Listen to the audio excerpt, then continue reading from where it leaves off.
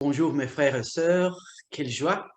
Nous sommes de nouveau ensemble devant la parole de Dieu en cherchant la direction du Seigneur, cherchant sa lumière à travers la réflexion dans sa parole, cette parole merveilleuse que le Seigneur nous a laissée. Tout d'abord, prions. Notre Seigneur, notre Dieu d'amour, merci de nous avoir aimés de cette façon merveilleuse, d'avoir baissé tes regards éternels, tout saints, majestueux envers nous, des pécheurs, sales, idolâtres de nous-mêmes, éloignés de toi par notre propre volonté. Et voilà que maintenant nous sommes tes enfants, Seigneur. Tous ceux qui ont cru au Seigneur Jésus pour leur salut. Merci Seigneur, merci de la sécurité de ce salut par le sang puissant et pur et saint de notre Seigneur Jésus. Et maintenant, devant ta parole, nous voulons apprendre. Nous avons besoin d'être nourris par ta parole, Seigneur. Alors parle, parle à nos cœurs. Tu nous connais, tu connais nos besoins, Seigneur. Approche-nous de toi, Seigneur. Ne nous laisse jamais nous éloigner de toi, Seigneur. Et s'il te plaît, rends-nous chaque fois plus semblables à ton Fils, le Seigneur Jésus, comme dit ta parole. Nous te prions au nom du Seigneur Jésus. Amen. Voilà, je vous invite, nous allons considérer ensemble Père. Voilà. Pourquoi Père?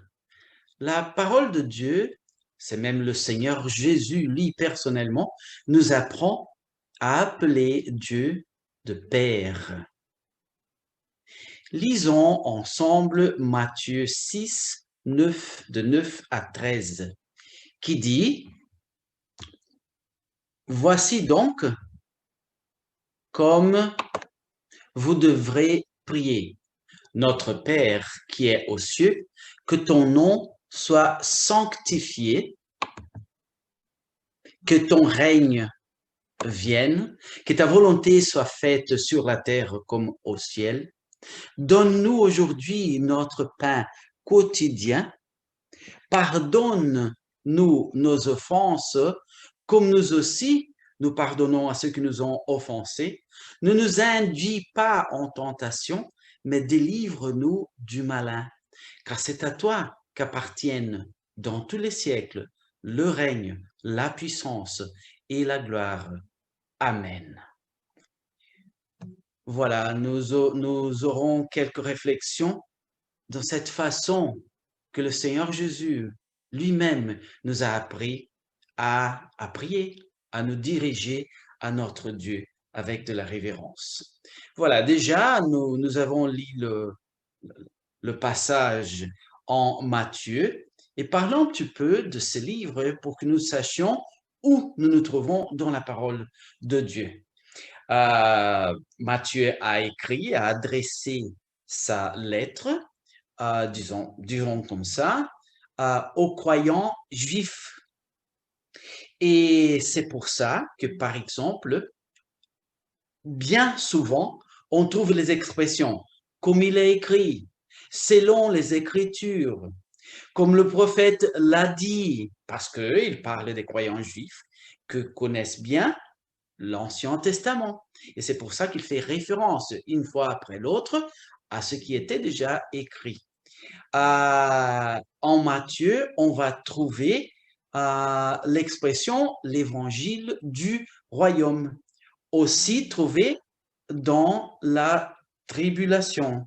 Mais dans la tribulation, oui, les versets de la parole de Dieu qui parlent du moment de la tribulation, les 7 ans, ils parlent que dans ce moment-là, l'évangile du royaume sera prêché. Et voilà qu'en Matthieu, on entend ça, l'évangile du royaume. Pour parler, voilà, le royaume de Dieu, il est là, le royaume de Dieu est près de vous. Il parle de ce royaume pour parler du royaume qu'ils ont attendu pour toujours. Quand Dieu même, soit le Messie, le Seigneur Jésus, il viendra régner sur terre. Et s'il dit, le royaume de Dieu est parmi vous, dans un moment donné, c'est parce que lui, le roi, est parmi eux. Et s'il dit plusieurs fois, comme il est écrit, selon les Écritures, comment le prophète l'a dit, c'est pour montrer chaque fois comment clairement le Seigneur Jésus est le Messie euh, duquel les prophéties avaient parlé. Et les situations où se trouvent étaient déjà prévues par les Écritures. Voilà. Le chapitre 12, très spécialement, c'est où nous trouvons le péché impardonnable, que c'est le péché de dire non au salut offert par Dieu. Toujours, n'importe qui, pendant qu'il dit non, non au salut que le Seigneur Jésus offre, voilà, ce péché, il n'y a pas comment être pardonné parce que c'est exactement l'action et l'attitude de dire oui Seigneur, je crois au Seigneur Jésus pour le pardon de mes péchés, c'est que nous ouvre la porte du pardon et du salut. Et alors toujours qu'on insiste de dire non, je refuse Jésus, je ne crois pas en Jésus, il n'y a pas comment pardonner ce péché. C'est exactement maintenir la porte fermée, la porte qui donne le salut et le pardon du péché. Et c'est à ce moment-là que Israël, comme un ensemble, pas tout le monde, parce qu'il y a ceux qui ont crié, il dit non à Jésus. Et à ce moment aussi, il y a le réglé de l'attention du Seigneur pour préparer les disciples. Voilà. À la suite, je vous invite à faire une suite, une séquence de tout ce qui est traité par Matthieu dès le chapitre 1 jusqu'au chapitre 6 où nous arrivons à la prière que nous avons lue. Alors Matthieu commence dans le chapitre 1 par la généalogie et déjà il fait référence à des choses très importantes. Jésus, le fils d'Abraham, pour dire, il est descendante d'un juif, et le fils de David, voilà, il est descendante du roi, pour dire, voilà, le roi de juif. Et il va faire après la division de 14 en 14, parce qu'immédiatement pour le juif, ils savent que 14, c'est la somme des lettres du nom David en hébreu. Et c'est pour ça qu'il fait cette division pour dire, voilà, le descendant éternel de David. Après, il parle de la postérité de la femme, ce que c'est éclatant, choquant pour le juif parce que c'est toujours le descendant, la postérité d'un homme. Mais voilà, comme exception, la postérité de la femme. Parce que le Seigneur Jésus, il n'a pas hérité la nature du péché de l'homme, de l'être humain, qui vient par le Père. Mais tout à fait, il était divin.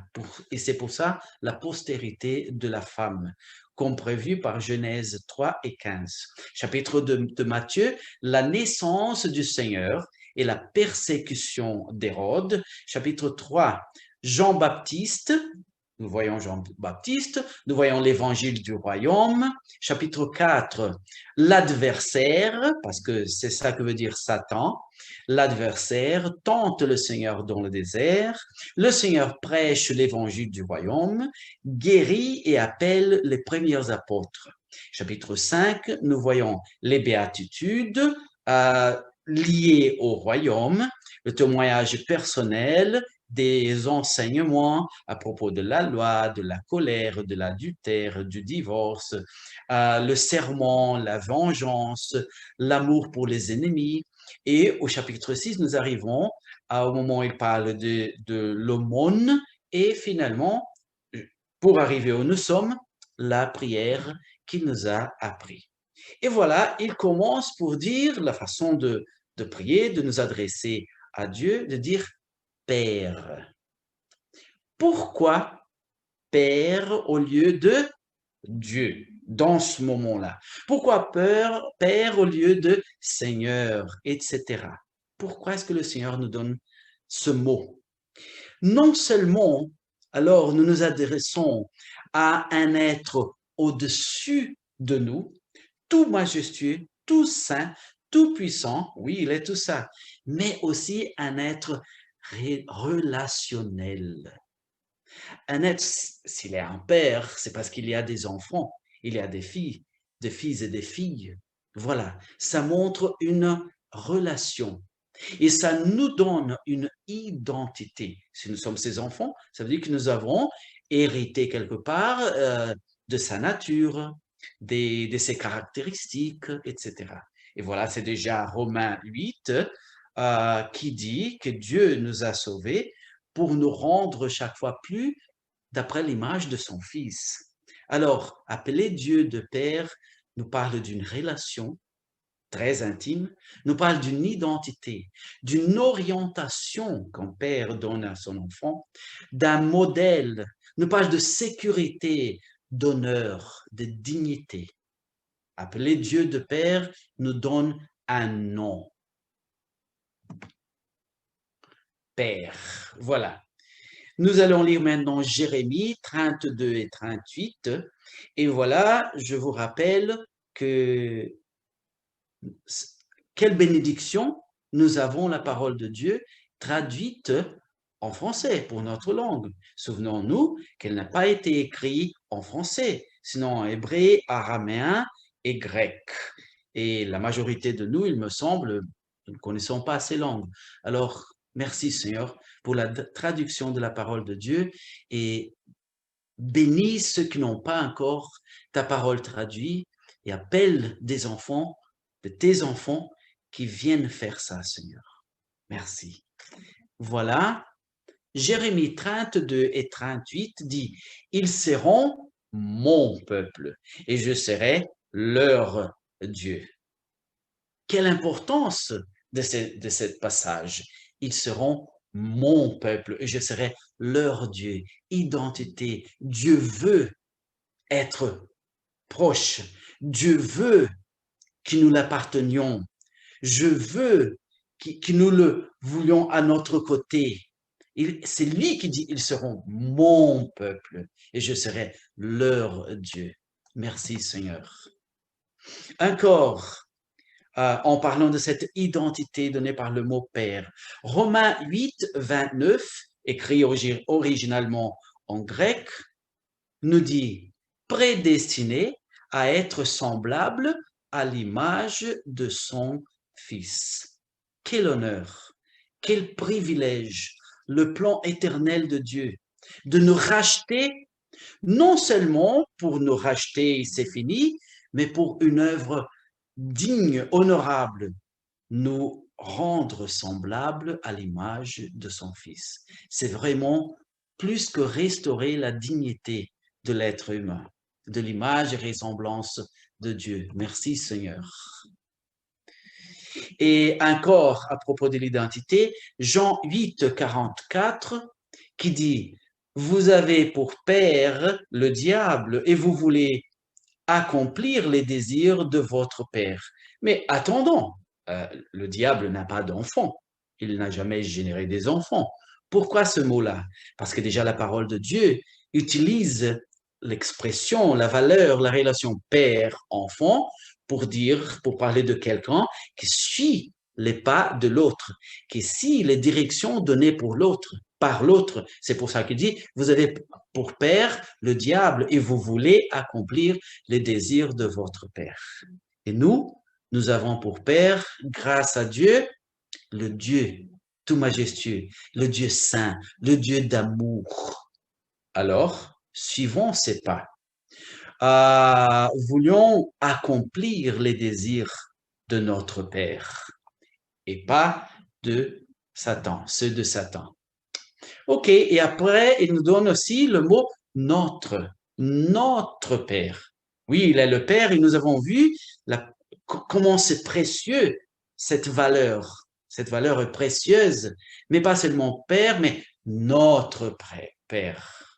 Jean 1, 12 nous parle de cette appropriation.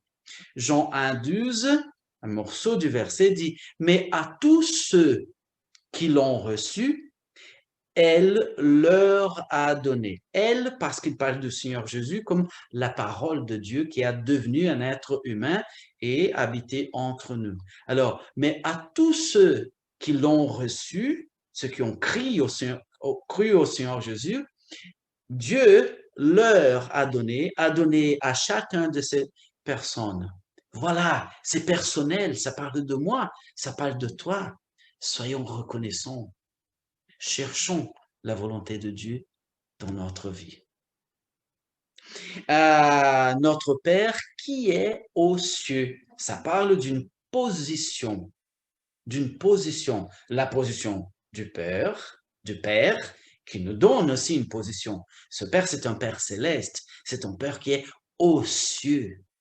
Voyons, Jean 14, 3, déjà nous dit, afin que là où je suis, vous y soyez aussi.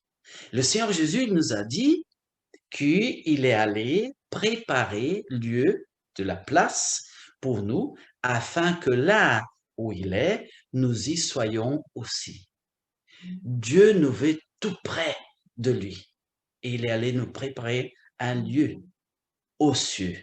Genèse 1, 26 dit « Faisons l'homme à notre image selon notre ressemblance ». Dieu nous donne une position de privilège. Vivons d'après cette position d'enfants de Dieu, des enfants de Dieu. Que ton nom soit sanctifié. Nous apprenons de la parole de Dieu que sanctifier veut dire séparer. Et pour nous, les enfants de Dieu, veut dire nous séparer d'une vie de péché, d'une vie qui n'est pas agréable à Dieu, qui n'accomplit pas la volonté de Dieu, séparer pour Dieu. Mais ici, il dit que ton nom soit sanctifié. Le nom de Dieu, la personne de Dieu pour nous, ne doit pas être comme n'importe quel autre de nos relations. Non, qu'elle soit séparée, qu'elle soit quelque chose de précieuse, de spécial.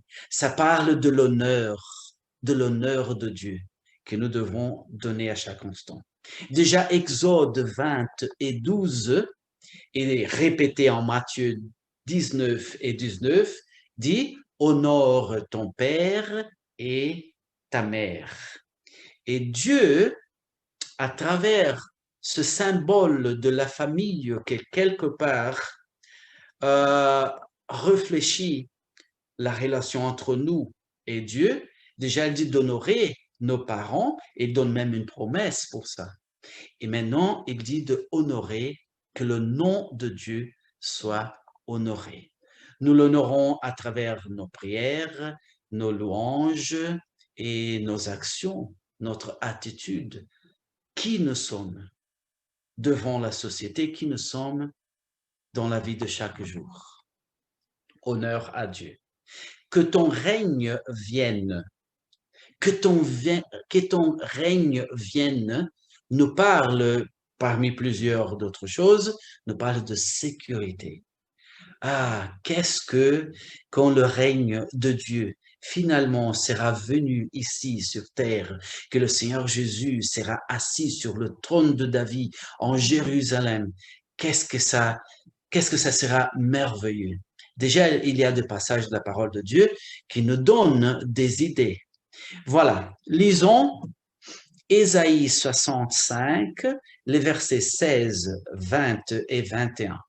Celui qui voudra être béni dans le pays voudra l'être par le Dieu de la vérité.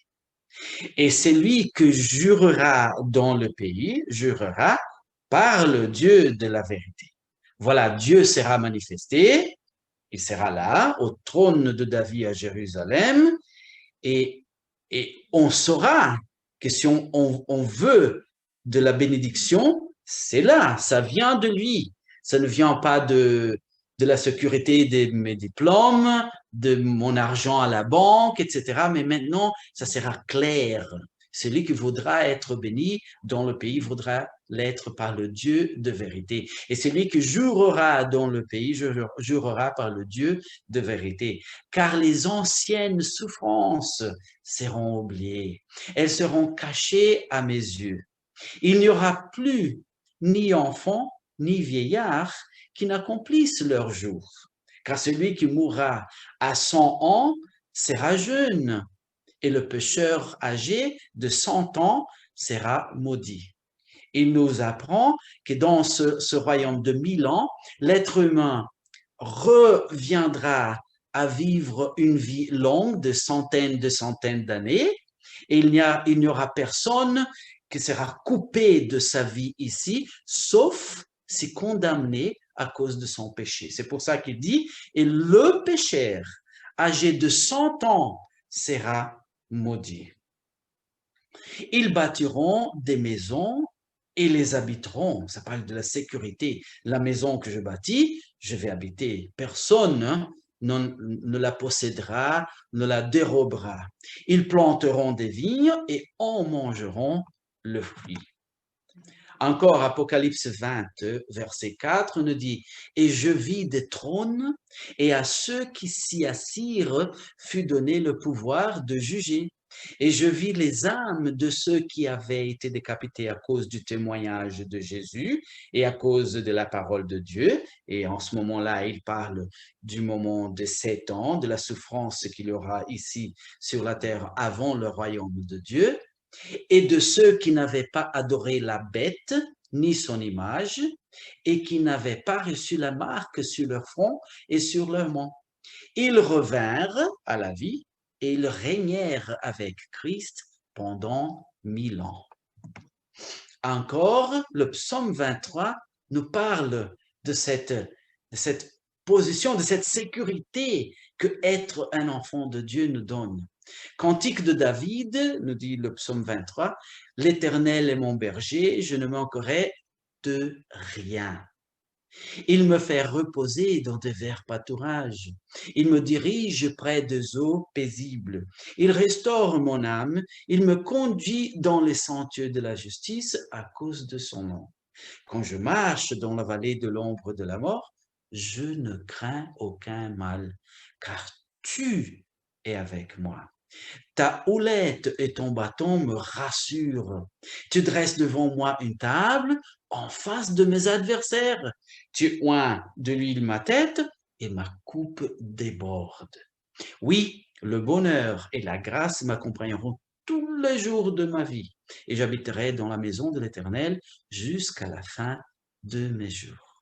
Quel privilège, quel sens de sécurité d'être un enfant de Dieu. Vivons à l'auteur de cette réalité. Encore Luc 17, 21 dit, « Ah, pardon, je profite pour vous encourager, hein, s'il y a ceux parmi nous qui n'ont pas encore mémorisé le psaume 23, faisons-le pendant la semaine. La parole de Dieu nous dit, le Seigneur Jésus nous a rassuré que le Saint-Esprit nous rappellerait de ce que Jésus nous a appris, mais il faut nous laisser qu'il nous apprenne. Alors, mémorisons des versets de la parole de Dieu, étudions la parole de Dieu pour que le Saint-Esprit ait de quoi nous rappeler dans le moment de besoin. Apprenons par cœur le psaume 23. Ok, encore, Luc 17, 21 dit, « On ne dira point, il est ici ou il est là, car voici, le royaume de Dieu est au milieu de vous. » Oui, bien sûr, il a dit ça à ce moment parce que le roi était parmi eux. C'est pour ça que le royaume de Dieu était au milieu d'eux. Et à ce moment-là, dans l'avenir, voilà, le royaume de Dieu sera établi. À la continuation de la réflexion sur la prière que le Seigneur nous a appris, que ta volonté soit faite. Ça me parle de autorité. Oui, si je dis à Dieu que ta volonté soit faite, je reconnais l'autorité de Dieu et je me soumis à son autorité. Ça, c'est de l'aventure dans notre vie, hein? C'est du défi déjà. Parce que nous sommes tentés chaque jour à dire, oui Seigneur, mais ici, dans ce domaine ici, tu ne touches pas, d'accord? En nous oubliant qu'il nous a rachetés, que quand nous disons que nous sommes des serviteurs de Dieu, la traduction, la valeur de ça, c'est nous sommes les esclaves de Dieu. Autorité, que ta volonté soit faite. Oui, même pour faire la volonté de Dieu, nous avons besoin de l'aide de Dieu du Saint-Esprit pour nous aider à vivre la bonne vie, la bonne relation que Dieu a rachetée à haut prix sur la croix pour nous. Voyons ce que 1 Thessaloniciens 4.3 dit à ce propos. Il dit, ce que Dieu veut, c'est votre sanctification. Qu'est-ce que Dieu veut de moi? Tout d'abord, ta sanctification. Que tu sois séparé. Maintenant, j'appartiens à Dieu. Je veux faire ça, je vais prendre cette décision, je vais faire n'importe quoi, si c'est la volonté de Dieu. Oui, la sanctification. Ma vie appartient à Dieu maintenant. Encore 1 Timothée 2.4 dit, qui veut que tous les hommes soient sauvés et parviennent à la connaissance de la vérité. Oui, pourquoi connaître la vérité? Pour vivre d'après cette vérité. Encore, dans la prière que le Seigneur nous a appris, sur la terre comme au ciel. S'il nous avait dit que ta volonté soit faite, et ça nous parle de l'autorité que nous permettons de Dieu avoir sur nous, maintenant il nous donne un modèle de cette autorité. Que ta volonté soit accomplie dans ma vie, de quelle façon? Sur la terre comme au ciel. Comment est-ce que l'autorité de Dieu existe dans le ciel? Elle existe d'une façon absolue. Absolue. Si un ange déjà désobéit le Seigneur, c'est fini pour lui. Nous savons d'après la parole de Dieu. C'est à nous le grand privilège de confesser nos péchés et d'avoir le pardon. Mais au ciel, l'autorité de Dieu, c'est au 100%. Et la prière que le Seigneur Jésus nous apprend, c'est Seigneur, que ta volonté soit faite sur la terre comme au ciel. Qu'il soit de cette façon dans ma vie.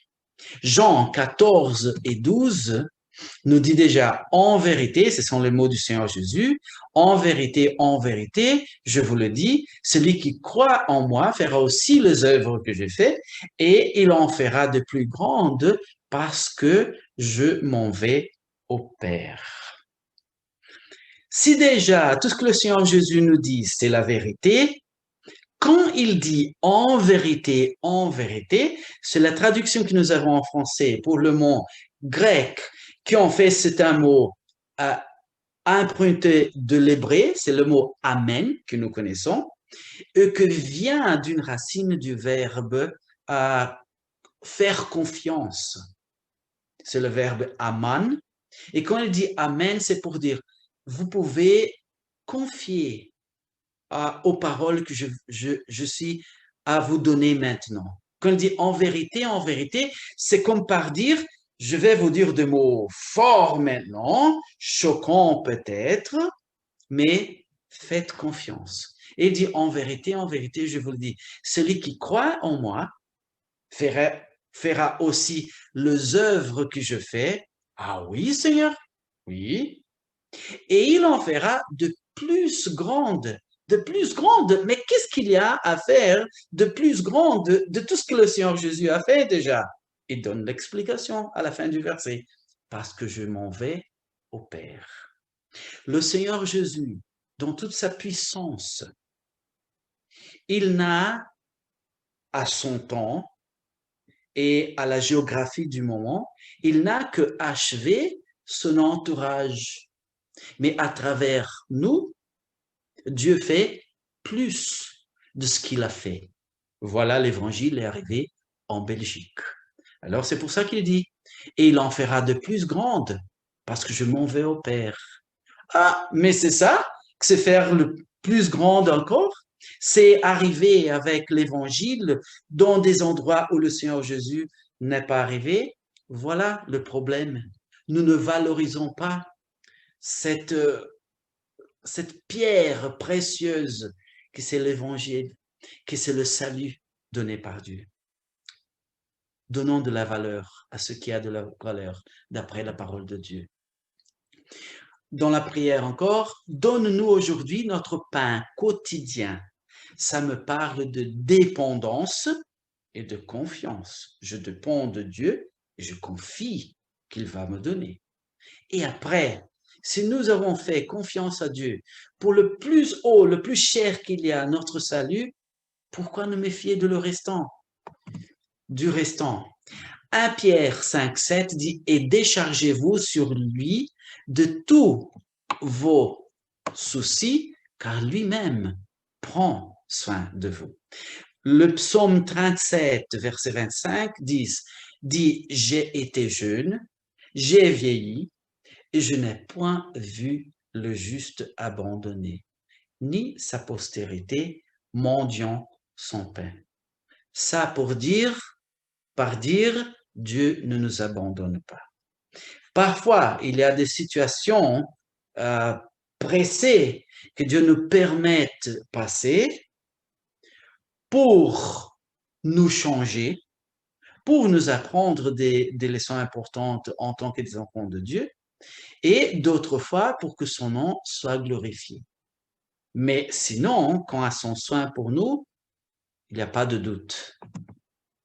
Encore dans la prière que le Seigneur nous a appris, pardonne-nous nos offenses, oui, mais de quelle façon? Comme nous aussi, nous pardonnons à ceux qui nous ont offensés. Ça parle de grâce, de la grâce de Dieu envers nous, de la grâce de nous envers les autres, et aussi ça parle de la discipline. C'est moi-même à travers mes prières, et c'est la prière que le Seigneur nous a appris, que conditionne la grâce de Dieu envers moi. La parole de Dieu dit, comment est-ce que je dis que j'aime en Dieu, que je ne vois pas, si je n'aime pas mon frère et ma sœur que je vois chaque jour? Alors, pardonne-nous nos offenses, comme nous aussi pardonnons à ceux qui nous ont offensés, parle à la fois de la grâce et de la discipline dans ma vie. Lamentation 3, 22, 23 dit « Les bontés de l'Éternel ne sont pas épuisées, ses compassions ne sont pas à leur terme. Elles se renouvellent chaque matin. Oh, que ta fidélité est grande. » Et Matthieu 7, 12 dit « Tout ce que vous voulez que les hommes fassent pour vous, faites-le de même pour eux, car c'est la loi et les prophètes. » Voilà, c'est la combinaison de la grâce avec de la discipline. La discipline qui m'aide à vivre et à jouir de la grâce de Dieu chaque jour. De nouveau, la prière que le Seigneur nous a appris, ne nous induis pas en tentation, mais délivre-nous du malin. Ouh là là, ça me parle du soin de Dieu avec amour. C'est intéressant qu'il nous dit, ne nous induis pas en tentation. Il vaut bien remarquer que le mot tentation et le mot épreuve dans la parole de Dieu sont le même mot à l'origine. C'est nous, dans la traduction, pas moi, pas toi, mais quelqu'un qui l'a fait, qui avons choisi, bon, quand ce test, cet examen vient de Dieu, c'est pour nous bénir, et alors c'est une preuve. Quand ce test, cet examen vient de Satan, l'adversaire, c'est pour nous faire tomber, et on va décider de traduire pour tentation. Mais de toute façon, c'est un test. C'est pour ça qu'ici, ne nous induit pas en tentation, en tout cas, soit qu'il nous permette d'être tentés par Satan, soit qu'il nous permette d'être prouvés par lui-même. Et le Seigneur Jésus nous apprend à prier, à demander, et alors il va décider, ne nous induit pas en des épreuves, en des tentations, en des tests, mais délivre-nous du malin, de Satan. Voyons déjà Romains 7, 19 dit, la loi donc est sainte et le commandement est saint, juste et bon. Tout ce que vient de Dieu, c'est pour nous conduire dans la lumière. Et Jacques 1, 13 et 14 dit que personne, lorsqu'il est tenté, qu'il est éprouvé, ne dise c'est Dieu que me tente, car Dieu ne peut être tenté par le mal, et il ne tente lui-même personne, mais chacun est tenté quand il est attiré et amorcé par sa propre convoitise. Un instant, Dieu ne peut être tenté par le mal, mais Satan a tenté le Seigneur Jésus dans le désert. Et même Satan a tenté, disons, le Père à propos de Job. Comment est-ce que la Bible nous dit car Dieu ne peut être tenté par le mal et il ne tente lui-même personne s'il a prouvé Abraham, s'il a prouvé d'autres serviteurs et moi et toi, qu'est-ce que ça nous donne? Voilà, le verset 14 nous répond, mais chacun est tenté quand il est attiré et amorcé par sa propre convoitise. Pourquoi est-ce que Satan arrive à nous tenter et parfois nous péchons? Parce qu'il y a de quoi se servir en nous, notre vieille nature du péché. Pourquoi est-ce qu'il n'a pas réussi avec le Seigneur Jésus? Pourquoi est-ce que Dieu ne peut pas être tenté? Parce qu'il n'y a pas de la nature péchereuse en lui-même. OK? Et pourquoi est-ce que Dieu lui-même, il ne teste, il ne prouve personne? Parce que quand il le fait, ce qui nous met à l'épreuve vraiment, c'est ce qu'il y a dans nous. S'il n'y avait rien de mauvais en nous, il n'y aurait pas de preuve. C'est pour ça. Et alors, pour ça aussi, sanctifions-nous. Laissons-nous être sanctifiés par Dieu, de façon à être chaque fois plus fort, plus saint, et de jouir cette relation avec le Père. Car c'est à toi qu'appartiennent dans tous les siècles, ça veut dire pour toute l'éternité, le règne, la puissance et la gloire. Amen. Qu'est-ce que ça me parle de la reconnaissance? La reconnaissance. Quel honneur, quel privilège, le Dieu de tout univers. Je peux le regarder, je peux m'adresser à lui et dire, Père, il veut que je le fasse. Il veut cette relation précieuse.